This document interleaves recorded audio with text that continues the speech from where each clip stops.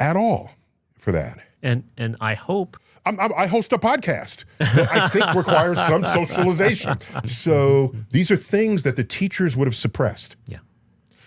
And I hope that you will take comfort from the fact that in the intervening years, since you and I were in school, there has been a much greater awareness amongst educators. I see more and more students benefiting from teachers who recognize that it's not just the letter grade or the number between 0 and 4 that is your grade point average, that marks your potential, that figures out where you're going to go, that defines you as a learner or as an individual in life. On my verbal SATs, yes, they were average for college-bound people, but no one would say, hey, watch him. Look at that verbal score. Watch what he'll... No, none of that, okay? So, like, several years into being director here, I'd already started my column for Natural History magazine. All right? Somewhere in there, like 3 years in, I got a letter in the mail from the Educational Testing Service. They wanted to use your stuff. No, wait. So these are the purveyors of the SAT. Yes. I'm reading it just to show what kind of a grip they have on it. It was like, did they rescind my scores? Like, what? Just to show what kind of grip they had.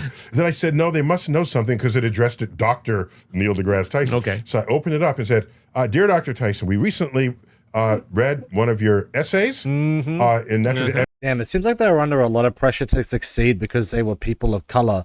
But then, like, I think that that's unfair that there's going to be a contribution in an argument where people are going to express things, you know, around the lines on where, like, they could have achieved anything in life regardless, right?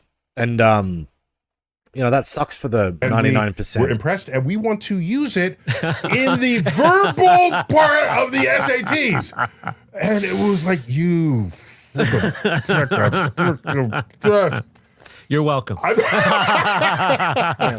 So people trying to get me to not do things that were fundamentally part of who I was, which resonates with your story. You have to, at some point, be who you are and make that work. Yeah, occasionally you have to trim it so it fits in a place.